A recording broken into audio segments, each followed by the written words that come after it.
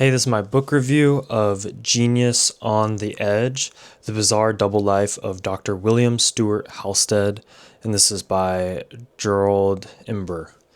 So, this book, what it's talking about is how did medical schools in the US start? How did the field of surgery start? How did we go from a period of time when medicine was just a bunch of random people trying a bunch of different things and they had no idea if it was working or not? There was a lot of sham doctors back then, so they would do like bloodletting, they would do like a bunch of crazy amputations. It was really just excessive and harmful. And it got to the point where you go to see a so-called doctor, there's no real training, right, for them, and you don't know if you're going to do better or worse than if you didn't even see them, which I think is just crazy. Because nowadays, right, of course you go see the doctor and you expect to get better, and most times you do, right? But in those days, it's like the doctor may actually hurt you even more, which is just a crazy thought. And I think this story is really important to understand because you pretty much realize that there's actually not that much planning in the creation of these medical schools and stuff. Long story short, you have a bunch of people who are super passionate about surgery, as well as bacteria, as well as being a scientist and always iterating and improving different surgical techniques, as well as being really good at anatomy and learning about the body, right? So that's their whole thing. They're really, really you got a group of these four doctors, including Dr. Halsted, but Halsted's kind of the most prominent one who started everything. And they're just wanting to learn about everything. They're throwing themselves in their stuff. And so all the education for the next generation that happened, right? Let's say of now, what you typically have is you have an attending, right? And then you have a resident, and then you have let's say medical students, and the idea is you're supposed to learn from each other, right? But you start to realize how that came about, and it's just that those lead doctors kind of by chance decided to start teaching other people things in a very not super, I think, concerted, intentional way. Because you see Dr. Halsted, he would not even show up to some lectures, and he would be so sporadic, and then he would just eventually give surgery to other people and do some things but not really explain what he's doing. And I think that is a kind of common experience, unfortunately, that persists today, and the fact that a lot of the older doctors, right, are still not very good at maybe explaining stuff, and then you just have to learn on your own. I mean, I've heard this from people who are in residency, and I think the medical school side is fine, but it's when you actually get to the point where you need to learn the surgical skills or you need to learn XYZ, right? I think that this story, it sets the precedent for how all the training happened. And in my opinion, I don't think it's the best. I think that it could have been potentially more intentional. And I think the problem is John Hopkins, right, was the first medical school program to be founded. And there wasn't much iteration off of that. They became very competitive. They started requiring people actually go to college first. And then all the other schools around the country just started copying them pretty much. And so there wasn't a thought of oh, do we need to do something else? Now, I definitely feel in that time frame, right, given what's going on, it's a good thing. But the problem I have with this is that when you have certain precedents set and you have certain structures put in place and you have certain, for example, even during that time, halfway through his life or more towards the end of his life for Halsted, instead of doing a kind of privatized payment system, they started doing salary. They started putting doctors on salary, right?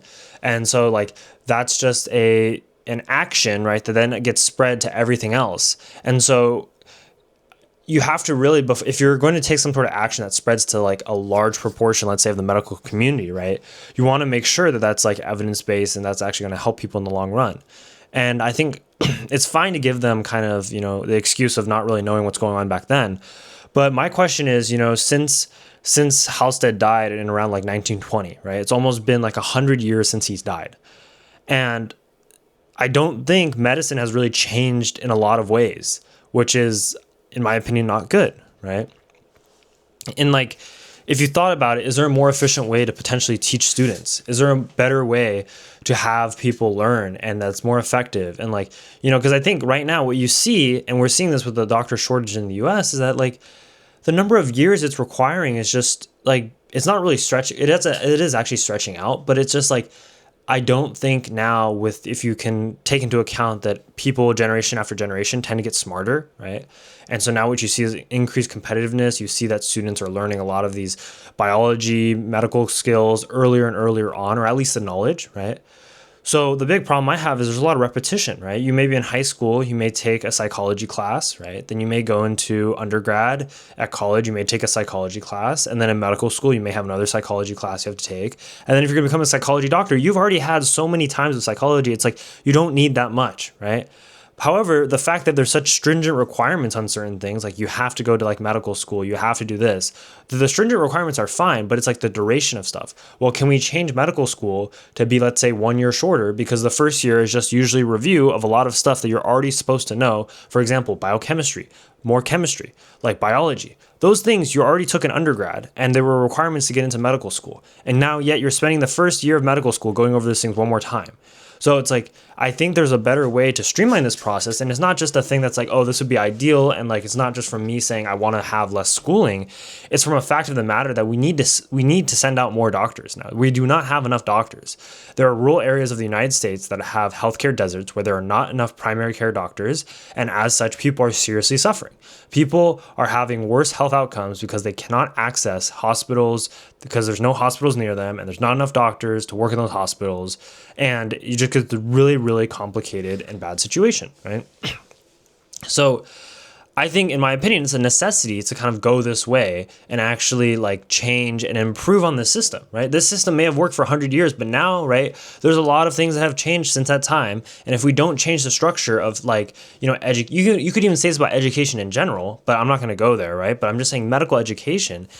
If you think for some reason in 100 years we don't need to change it, then I think you're wrong, because we should update it, because there should not be a reason to have so much, you know, waste of youth, if you can word it like that.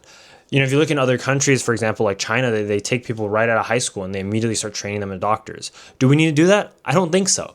But I also don't think we need to have them go through 4 years of undergrad and then take gap years because everything's so competitive, and then, you know, and then do 4 years of medical school and then take another gap year, because this is like happening right now. There are people taking gap year after they graduate college. There are people in medical school who have to take a gap year again, which is like already adding on 2 years in addition to all the other years, right? You're looking at 4 for undergrad, 4 for medical school, and 3 for residency at the bare minimum. And that's if you want to just become a normal doctor.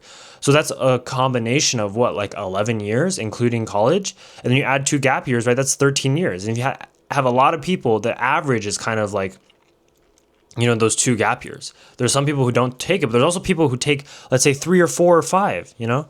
So if you're at that point, we're just drawing this out. And like, the longer we have to wait, right, as you see the boomer generation, the older generation in the retirement stage, and they're giving up their practices and they're stopped being doctors, right?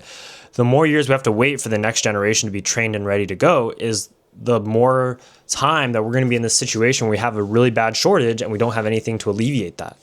I mean, another problem too is like, explain to me why major medical schools across the country only have 100 spots or only have 90 spots each. Like, where did that come from, right? Why is there such limitation? Are you telling me that they don't have enough resources to support a couple more students? I don't believe that. I genuinely do not believe that. I genuinely think that if the medical schools actually made it a priority, they could at least support maybe like double of what they're supporting, right? Because like 100 students is like nothing, right? And like, if you're going to have all these systems in place, right, especially a lot of these universities or these medical schools, they have enormous amounts of money to, you know, support their students with different things, right? And so it's like, this is another problem, is you have this bottleneck where there's a finite number of spots that are, for some reason, are not increasing, because now you have like, let's say 100 spots, and then you have like thousands and thousands and thousands and thousands, like potentially up to 10,000 people like applying for these like 100 spots, right? And so we're really in a situation where there's like a huge demand. I mean, at least compared to the supply of spots, right? And I'm not saying you need to accept everybody, right? Because that's not good, because that would, you know, cause there to be lower quality doctors. But my point is like, we need more doctors, and we're not going to get them if we keep going through this kind of same direction. Another thing I want to mention about Dr. Halstead, and this is also another reason, like, you ask anybody who's going through the residency program to become a doctor, and they tell you it's grueling, right? The hours are absolutely brutal. And One of the reasons is because these original doctors fully committed themselves to their craft as surgeons. And so they would just work 7 days a week, 24 hours a day. And it didn't help that this, main surgeon was addicted to both cocaine and morphine for 35 years of his life. And he was still addicted to it when he died. And so like, if you imagine, okay, we have somebody on like extreme stimulants, really caring about surgery, and then they're working insane hours. And that's fine. I don't have an issue with that. But the issue becomes when that is set as the norm for everybody. And now you have situations where residents have to literally die on the job in order for their hours to be reduced. And like this has happened in like New York, and this is part of the reason why the hours have actually been reduced. But like nobody at any point has anyone thought, oh, yeah, maybe that's a lot of hours. Like maybe like a couple of 24-hour shifts back to back is a little bit too much. Maybe we should like stop that. Because I think it's not only a thing of like, oh, they can handle it. Yeah, okay, they might be able to handle it, but do you know what it's like to stay up for 24 hours and then try to make sound judgments that are going to impact a patient's life? Like, I don't think that's a good idea. I think it would be much better to just like stop with the 24-hour shifts and just like switch off, right? Or keep it to a maximum of like a 24-hour shift, right? Because a lot of times what ends up happening is you just have these constraint issues. And the same thing goes with nurses as well. These people are working multiple shifts, and it's fine if they sign up for that, right? But the problem is, in a lot of cases, this is expected. This is part of residency training. You do not have an option to say, hey, I want less hours, or I want a more balanced just existence, that is also not going to put at risk my patients through me making some sort of misjudgment that's going to end up harming them, right? Like when I go to the hospital, I want to know that a doctor who sees me is fully functioning and is not on some crazy, midnight through 72-hour shift and like is trying to use half of his brain cells to diagnose me, right? No, I want somebody who's like actually awake, right? And like I just think that there needs to be change in the system, and a lot of people can be very hopeful, but unfortunately, like, as we see time and time again, right, it's probably not going to happen. I mean, if you look back at the Malcolm Gladwell book I reviewed, Revenge of the Tipping Point, you see that you need to have some sort of momentum to at least reach maybe a 25% or 33% threshold for it to start to become a very mainstream thing. And the problem is right now we're just in too deep. Like medical schools have too much baggage in the sense of how they're already created, and there's too many rules already. So in order to reform this, you would have to say, hey, let's overturn at least half of those rules, or even if you just overturn like 10% of those rules, which would be huge. And then let's say, oh, let's do things differently and let's shift the entire kind of standard. That's not going to happen. Like you have a lot of these administrators who have been working here for like tens and tens of years, right? So decades. And are they really going to be like, what we need right now, we've never needed this before, but right now we really need to change the system? No, they're not going to be like that. And as such, right, the problem with this is like medical schools are used to doing admissions how medical schools do admissions, and so they're not going to change. Then the residency programs that get the people from the medical schools are used to doing their admissions the same way. And so like it's a chain effect of where everybody's stuck in this kind of like precedent. And this is just going to be a huge barrier to kind of like change, right? And so, yeah, I don't want to sound, kind of not very optimistic, but I think that's just the reality. If you think about in 100 years, how much like things have changed. I mean, now recently they're trying to require, teaching like nutrition, which I think is a good thing that most doctors should know. But that is like, even that has taken such a long time to come into a fruition. And I would quantify that as like a 1% change because you're just changing the curriculum, right? But like all this other stuff with like, stopping repeating of class and like just focusing more on like the direct skills and getting people into those specialties, or getting people, let's say, who don't want to specialize, maybe a different path that can allow them to, get more hands-on experience and therefore get certified sooner to actually work in the field. I think it's very important, but I don't think it's going to happen.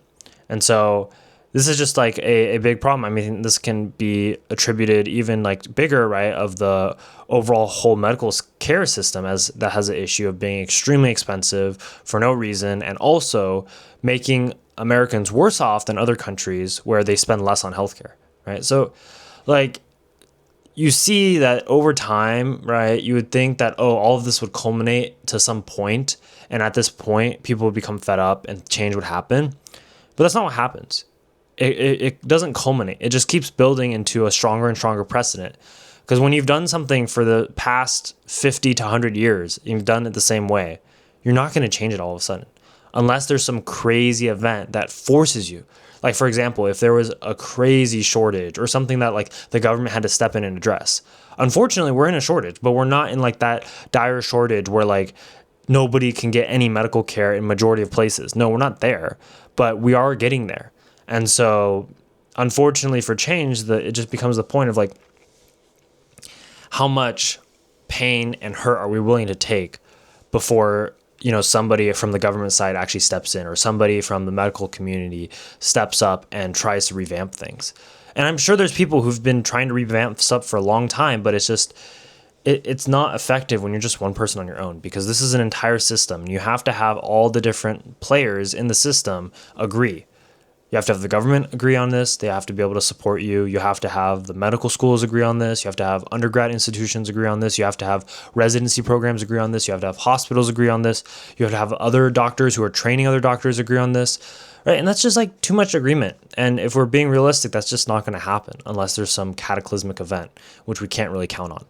So that's my kind of review of this book.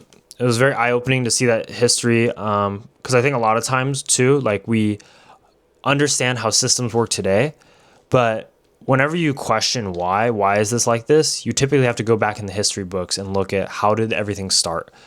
Because unfortunately, what happens is it starts and then nobody thinks about changing it, and then by the time someone thinks about changing it, it's already been a precedent, and then it's too entrenched, and then people give up changing it. So I think it's very useful to understand that for a lot of other things, like how does the government work? How do different people work? And how do different like entrenched institutions operate? And usually it's just based off of the precedent or whatever's happened before, and people just continue that forward. If you have any questions, put them in the comments below. Otherwise, subscribe for more, and I'll see you in the next video.